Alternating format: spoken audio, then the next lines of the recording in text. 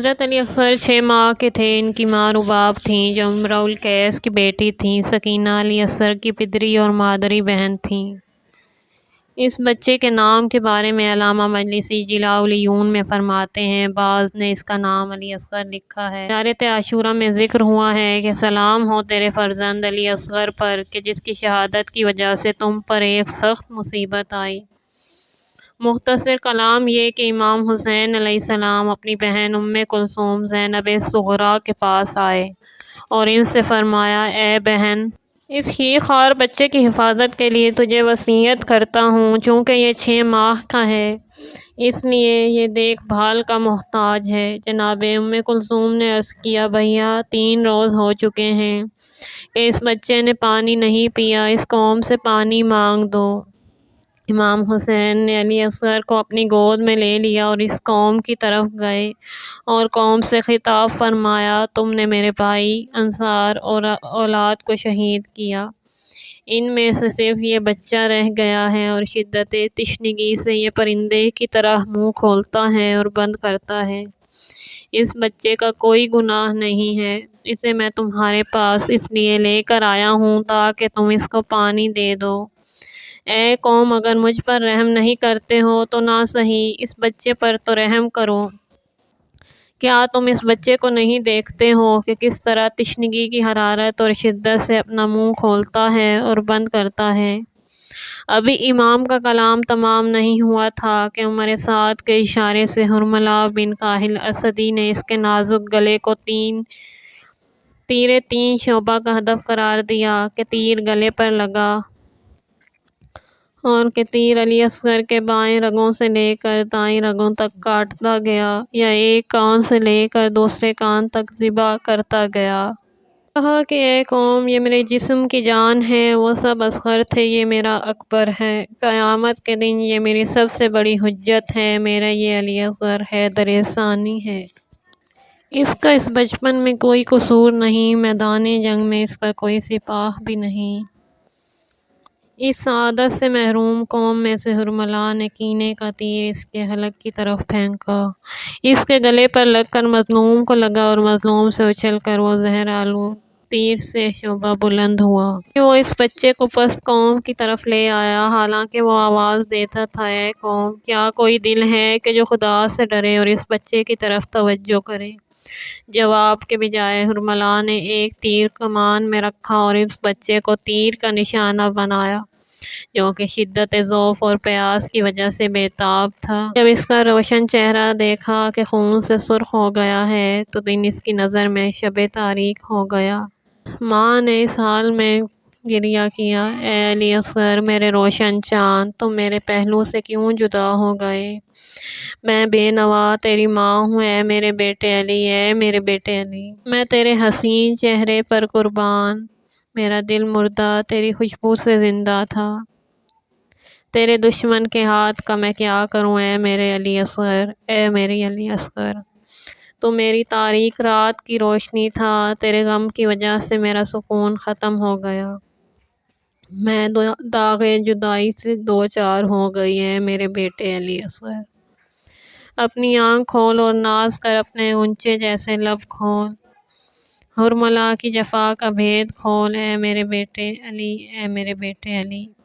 علی اصغر کی جگر سوز شہادت اس قدر امام حسین پر سخت گزری کہ حضرت نے اس وقت گریہ کیا اور خدا کی طرف متوجہ ہو کر عرض کیا، خدایا، تو خود ہمارے اور ان کے درمیان فیصلہ فرما کہ انہوں نے مجھے دعوت دی تاکہ ہماری مدد کریں لیکن ہمارے قتل کرنے پر اقدام کرتے ہیں۔ آسمان کی طرف سے آواز آئی، اے حسین، علی کی فکر نہ کرو، اب اس کو دودھ پلانے کے لیے ایک دایا کو جنت میں آمادہ کیا گیا ہے۔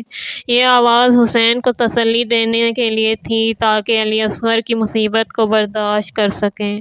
دوسری دلیل اس مصیبت کی سختی پر یہ ہے کہ امام حسین جس وقت شہید ہو چکے تو 11 محرم کو جناب سکینہ شہداء کی لاشوں کے پاس آئیں اور گریہ کیا، یہاں تک کہ بے ہوش ہو گئیں۔ امام حسین نے عالم بے ہوشی میں سکینہ کو چند اشعار کی تعلیم دی تاکہ ان کو عزادار شیعوں کے لیے پڑھیں۔ 2 اشعار ان اشعار میں سے یہ ہیں، اے کاش تم سب عاشوراء کے دن دیکھتے کہ کس طرح میں نے اپنے بچے کے لیے پانی طلب کیا تھا۔ قوم نے مجھ پر رحم نہیں کیا، پانی کے بدلے میرے بچے کو ظلم کے تیر کے ساتھ سیراب کر دیا۔ یہ حادثہ اس قدر جاں سوز اور سخت تھا کہ اس نے مکہ کے پہاڑوں کو ہلا دیا۔ بلبل تم میرے پہلو سے اڑ کر چلے گئے، تم نے کیا دیکھا اے میرے خون میں ڈوبے ہوئے بسمل علی اصغر؟ ظلم تمہاری تیر ستم نے تمہارے حلق کو کاٹ دیا، تمہارا زخم میرا قاتل بن گیا اے علی جان، اے علی جان۔ اصغر اگر پیاس کی وجہ سے بےتاب ہوں تو باپ کے ہاتھ سے خوب سیراب ہوگے۔ اگر شمر نے تمہارے دل بےتاب پر رحم نہ کھایا تو ہرملا کے تیر ستم نے تمہیں سیراب کر دیا۔ میرے ہوش کا پرندہ تمہاری غفلت کی وجہ سے میرے سر سے اڑ گیا، تمہارے خاموش ہو جانے کی وجہ سے میرے نالے فلک تک پہنچ گئے۔ اے نور چشم بہت سو چکے، آنکھیں کھولو، مجھ میں تمہارا غم برداشت کرنے کی طاقت نہیں رہی۔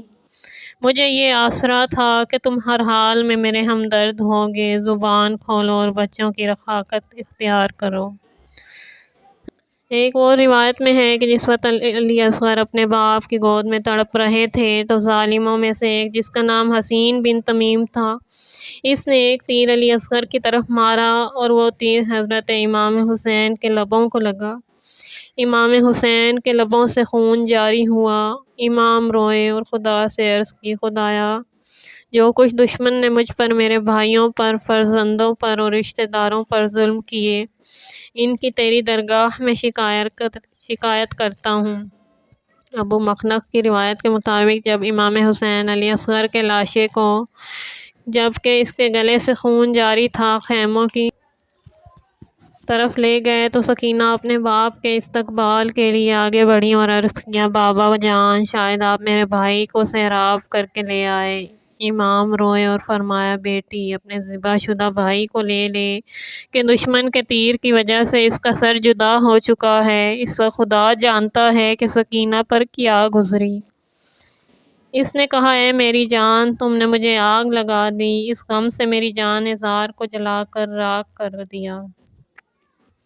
تم خوش خوش خدا کے پاس چلے گئے اور قربان گاہ کا رخ کر لیا۔ ایک شخص عمر سعد کے لشکر کا کربلا میں سپاہی تھا، کربلا کے شہداء کے قتل کرنے میں شریک تھا۔ ایک شخص نے اس سے پوچھا، وائے ہو تجھ پر، تم کس طرح راضی ہوئے کہ فرزند رسول خدا کو کربلا میں شہید کرو؟ اس نے جواب میں کہا، اگر تم بھی کربلا میں ہوتے تو جو کچھ ہم نے کیا ہے وہی تم بھی انجام دیتے۔ امام حسین کے ساتھیوں نے ہمارے اوپر حملہ کیا، ان کے ہاتھ تلواروں کے دستوں میں تھے اور وہ درندہ اونٹ کی طرح ہمارے سواروں کو دائیں اور بائیں جانب سے رگڑتے اور اپنے آپ کو موت پر ڈالتے تھے تاکہ موت ان کی قسمت میں ہو یا موت پر غالب آ جائیں۔ اگر ہم ان سے ہاتھ اٹھاتے تو ہمارا ایک سپاہی بھی نہ بچتا۔ اس کے بعد کہا، اے تمہاری ماں مر جائے، اگر ان کا راستہ نہ روکتے تو کیا ہو جاتا؟ کیا پھر بھی تم سب ہلاک ہو جاتے؟ اس سے زیادہ عجیب یہ کہ جب عراق نے ایران پر حملہ کیا تو عراق کے وزیر خارجہ سے پوچھا گیا، تم نے شیمیائی کے ساتھ بمباری کیوں کی؟ تو اس نے جواب میں کہا کہ ایرانی فوج اس قدر ہجوم لے آئی تھی کہ ہمیں کچھ پتہ ہی نہیں چلتا تھا کہ کیا کریں۔ اگر یہ کام نہ کرتے تو ہم ان کے ہجوم کو کس طرح روک سکتے تھے؟